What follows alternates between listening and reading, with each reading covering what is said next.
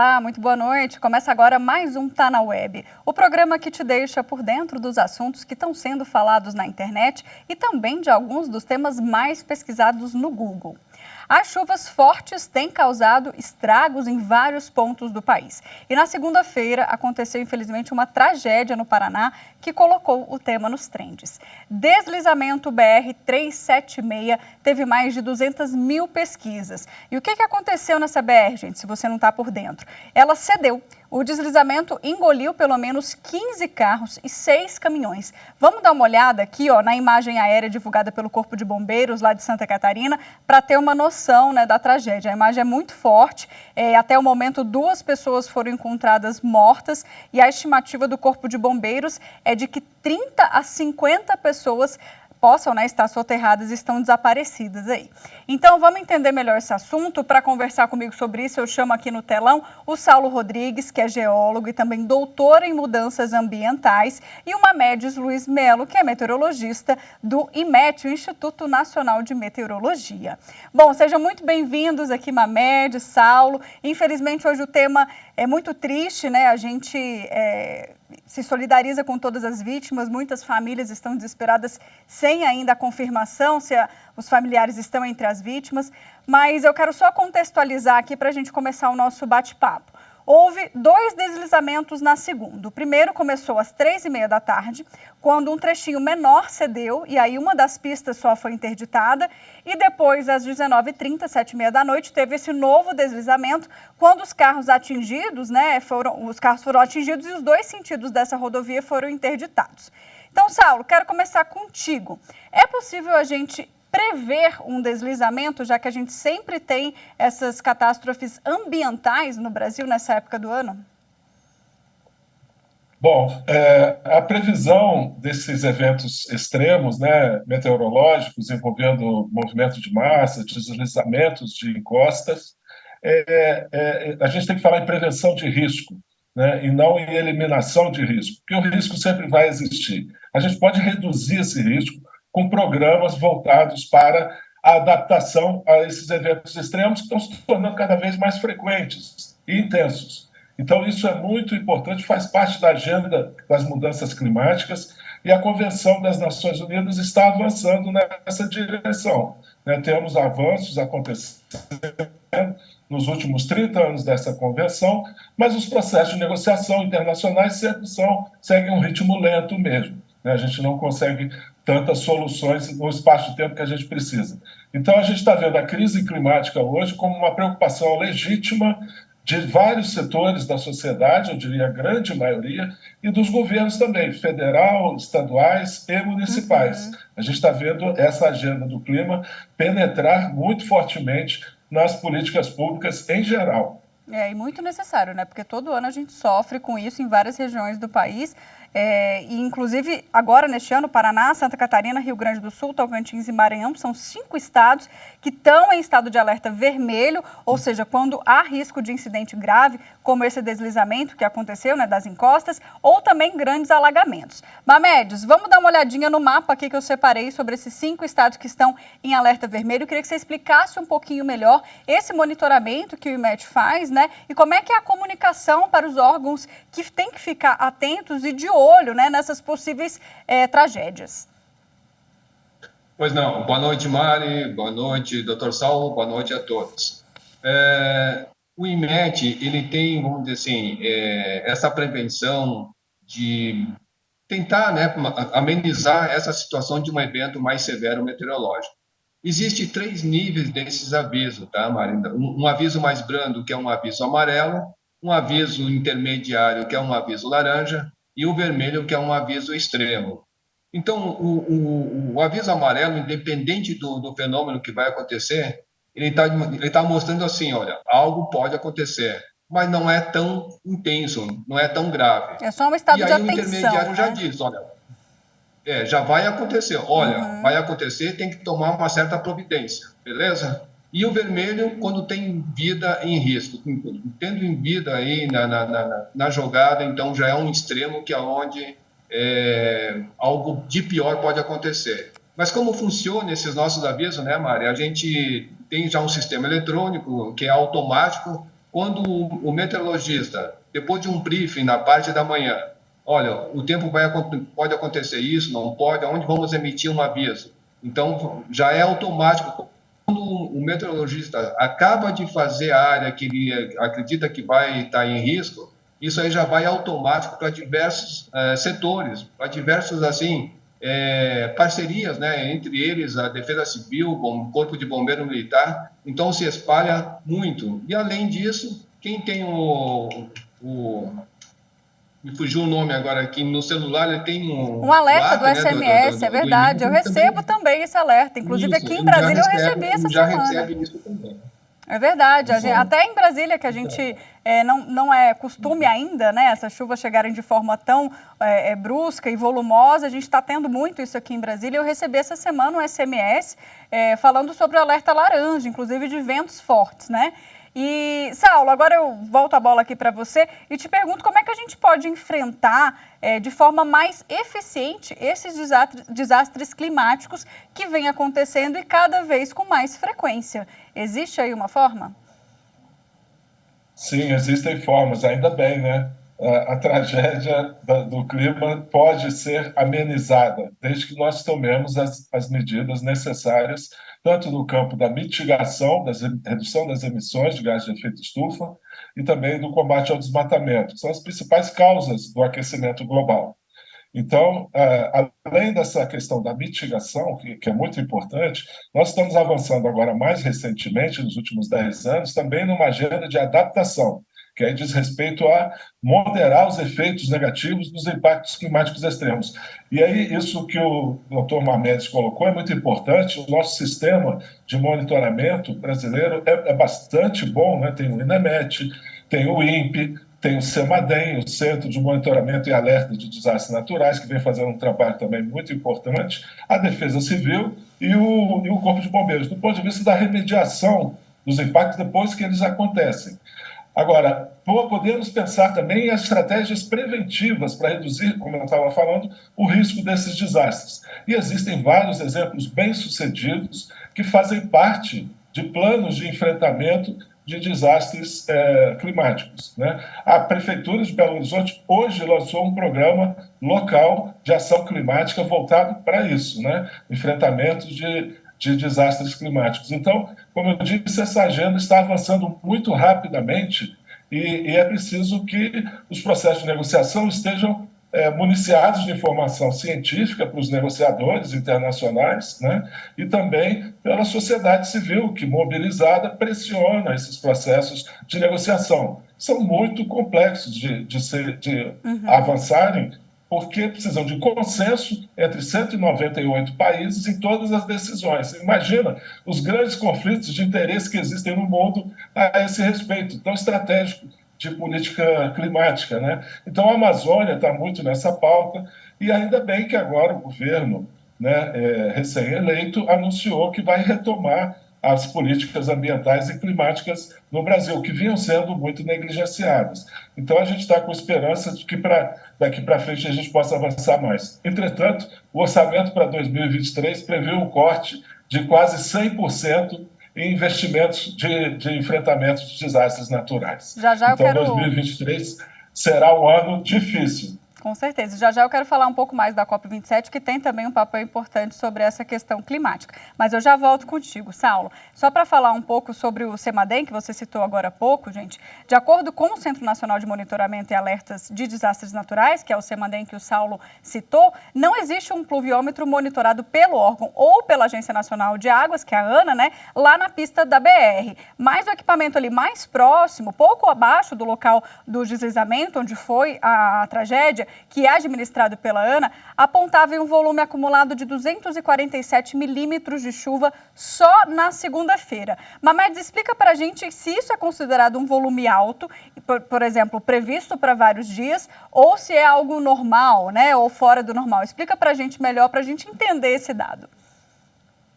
Tá certo, Mário, olha só, não tem nada de normal aí nessa história, né, porque para as pessoas terem uma ideia de quanto que ocorreu de chuva, cada litro, né? Se você despejar num metro quadrado no chão, você despejar 1 litro de água, praticamente é isso que aconteceu.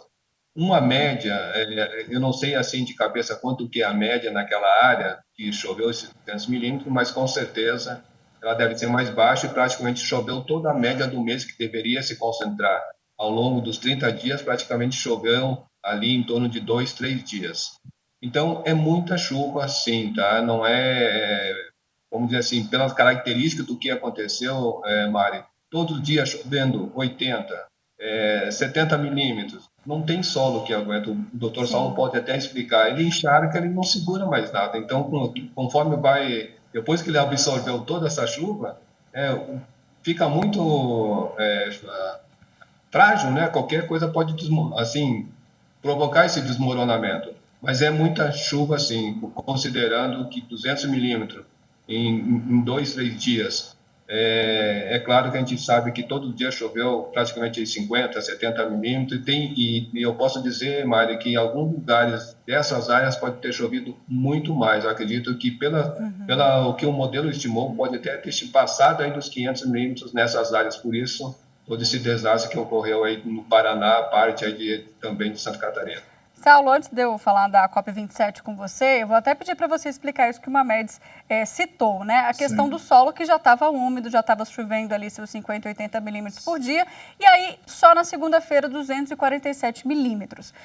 Existe algum tipo de prevenção, por exemplo, que a concessionária que administra a rodovia poderia ter feito ou previsto, né? Existem especialistas que poderiam ter fechado essa rodovia por esse risco ou não? Como é que funciona essa administração?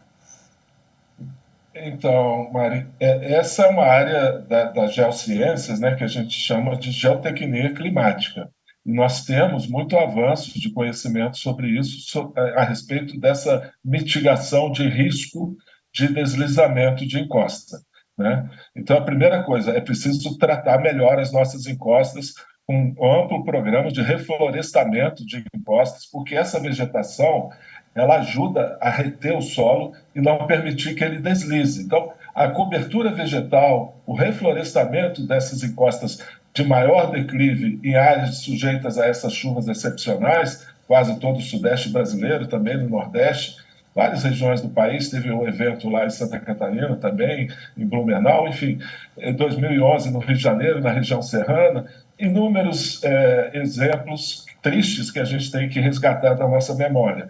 Entretanto, dá para fazer sim. As concessionárias já fazem uma drenagem pluvial na crista dos taludes, na maioria deles. Nesse caso específico, eu verifiquei pela imagem que não existia nenhum tipo de drenagem pluvial para reduzir a pressão de saturação desse solo. E também a área estava desmatada. Se a gente observar a imagem, o lado esquerdo da imagem, que não deslizou, mostra claramente um quadrado de desmatamento.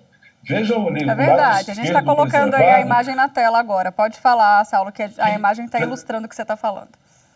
Parece muito didático esse caso. Eu estou até me precipitando em fazer um diagnóstico à distância. O certo seria ir lá verificar. Mas a imagem já mostra, do lado esquerdo, uma ampla faixa desmatada e seguramente essa área que cedeu e que iniciou esse processo de movimento de massa estava afetado também por esse desmatamento. Então, veja, não é à toa que o solo se desestabiliza. Se a gente conservar reflorestar essas áreas, não só nas estradas, mas principalmente onde tem gente vivendo, né? As encostas das periferias urbanas que são muito vulneráveis a esses eventos extremos. E a gente vê vários casos Brasil afora, né? Então, assim, há medidas de prevenção, com certeza, que podem ser adotadas, devem ser, para reduzir muito o risco desses eventos terem tantas perdas e danos, né? Mamedes, só uma questão em relação a esse episódio que a gente vê todos os anos, né, de muita chuva, de deslizamento, de alagamento. A gente, todo ano, a imprensa noticia isso, seja no Rio de Janeiro, seja em Santa Catarina. Existe uma época mais propícia para isso? Ou isso, ao longo dos anos, vocês já observaram que existe uma mudança aí, que esses eventos têm acontecido cada vez mais cedo ou não? Como é que está essa análise pelos meteorologistas? Pois não, Mari, olha só, dependendo da estação do ano, é quando esses eventos mais acontecem, né? entrando primavera, quando marca o retorno das chuvas em grande parte do Brasil, e partindo aí para o verão, a gente sabe que os volumes de chuva começam a aumentar em determinado ponto, dependendo de cada fenômeno que está atuando, normalmente frente fria. E, é claro, dependendo de um outro fenômeno maior, por exemplo, que nós estamos passando agora pelo fenômeno Laninha, isso pode potencializar ou não essas chuvas. Claro que essa chuva agora, que está acontecendo aí na região sul do Brasil, especialmente Paraná e Santa Catarina, é por um outro fenômeno que a gente chama aí de um vórtice ciclônico, que é uma circulação no sentido horário, em torno de 5 quilômetros de altura, Mari. Ele ajuda, vamos dizer assim, a concentrar essa umidade em um determinado ponto, associado com uma alta pressão do Atlântico jogando umidade para cima do continente, e isso está potencializando exatamente nessa área do leste aí desses dois estados. Então, cada ano que passa depende muito de cada fenômeno, principalmente global, que está atuando e que pode potencializar ou não esses fenômenos mais locais meteorológicos, assim, em cada área. Entendi. Bom, Saulo, a gente estava falando aqui que recentemente aconteceu a 27ª Conferência das Partes da Convenção Quadro das Nações Unidas sobre a Mudança do Clima, que é a chamada COP27, que tem essa sigla menorzinha. E aí o retorno do Brasil, como um também dos protagonistas da agenda climática internacional, pode trazer talvez um ambiente mais otimista. Inclusive, foi anunciado a criação de um fundo de financiamento por perdas e danos. Queria que você explicasse para a gente um pouquinho sobre esse fundo e a importância dele nesses próximos anos aí para o Brasil. Sim, com certeza, Mari. Nós temos aí a perspectiva de avançar para um novo instrumento de promoção de justiça climática no mundo, né? Isso pelo fato de que os países mais ricos foram os que mais contribuíram para o aumento do efeito estufa na atmosfera, portanto, o aquecimento global. Enquanto que os países menos desenvolvidos foram os que menos contribuíram para esse fenômeno e que estão sofrendo as consequências mais severas dos impactos climáticos. Então, tem um debate importante sobre justiça climática sendo travado desde 2013 no âmbito da convenção, lá do documento que saiu de Varsóvia, né? E agora desagou em 2022 na COP27 com a criação do Fundo de Perdas e Danos. Isso é muito importante, embora seja um primeiro passo ainda, mas é muito importante porque, pela primeira vez, os países mais ricos reconhecem que existe uma dívida climática aí nesse processo de injustiça dos impactos climáticos e das suas causas, né? Então, veja, temos uma grande perspectiva de avançar sobre isso nos próximos anos. E no âmbito brasileiro, a gente tem também um alento do anúncio que foi feito lá pelo presidente eleito Lula de criar a autoridade climática no Brasil, que deverá trazer o tema para o debate entre diversos setores de governo, né? Como que a gente pode tornar mais eficiente as políticas públicas em diversos setores de governo, incluindo a variável climática no planejamento. Tá certo, ótima explicação. Bom, deixa eu dar um recado, então, para você de casa que está assistindo. Se você conhece ou então tem algum familiar, né, que está procurando por alguém que possa estar entre essas vítimas do acidente que a gente citou aqui, você pode ligar para 2 números que eu vou dar aqui agora. O DDD 41 3361-7242 ou então para o 0800 282 8082. Esses telefones funcionam 24 horas e aí servem para as pessoas darem características, informações desses familiares, né, que estão sem contato, enfim, cor da roupa que estava vestindo no dia do acidente, qualquer característica que ajude a polícia também a identificar essas possíveis vítimas. Bom, Mamedes, muito obrigada pela sua participação. Adorei entender um pouquinho mais também do trabalho do IMET nessa previsão aí das catástrofes e parabéns por sempre atender aqui a imprensa e explicar prontamente para a gente como é que funciona o trabalho dos meteorologistas. Obrigado a você, obrigado pelo convite, estar aí tentando, né, passar para as pessoas essas informações que é de grande utilidade, de uma maneira geral. E a gente agradece a participação e precisando ou querendo contar com mais algum esclarecimento, estamos aqui sempre à disposição, Maria. Obrigada, querido. Saulo, também agradeço muito a sua participação. Você enriqueceu muito aqui a nossa conversa e vamos torcer, então, para que essa agenda climática seja mais positiva nos próximos anos e que a gente tenha um meio ambiente mais equilibrado, né? Exato. Mari, muito obrigado. Foi uma satisfação estar aqui com vocês, com a MED, e fico à disposição aí. Parabéns também pelo trabalho jornalístico de qualidade. Muito obrigada, Saulo.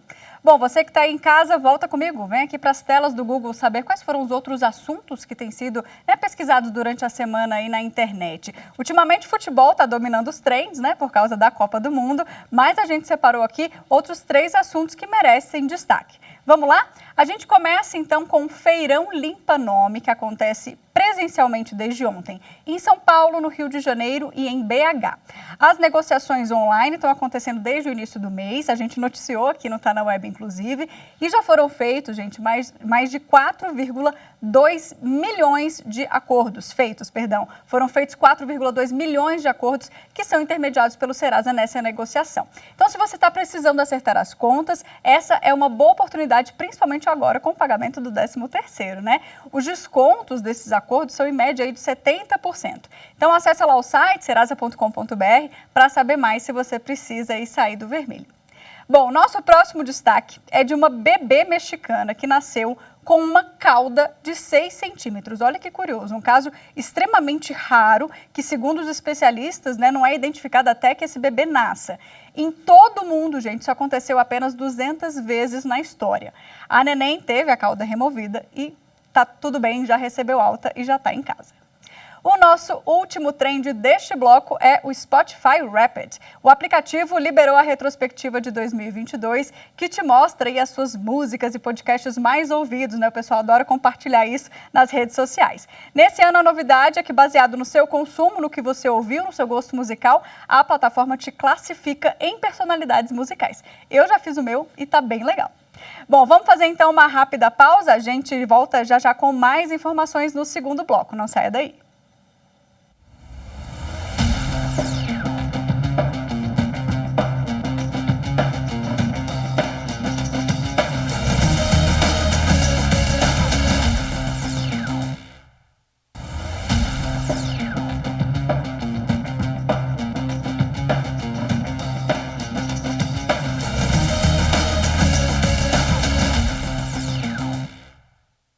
Já estamos de volta e, como sempre, no segundo bloco a gente aborda as fake news que estão circulando por aí na web.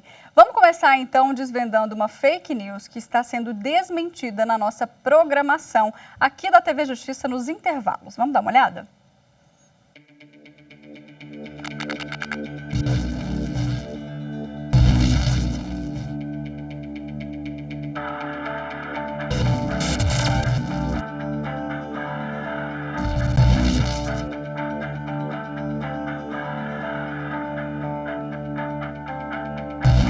Infelizmente, tem surgido novas fake news nas mídias sociais sobre testes contra a Covid-19 que estão contaminando os pacientes. Isto não é verdade, não há confirmação nenhuma. Normalmente, essas notícias vêm de forma alarmista, que não dê uma referência médica confiável e que gera esse estado de pânico. Os produtos para diagnóstico são certificados pela Vigilância Sanitária, pela Anvisa, e tem no seu embalagem essas certificações.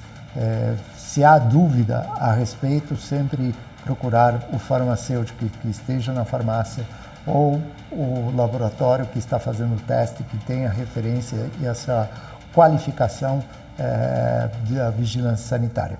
Essas notícias que se propagam rapidamente têm alguma origem não confiável, vem sempre com um tom alarmista e não há referência confiável.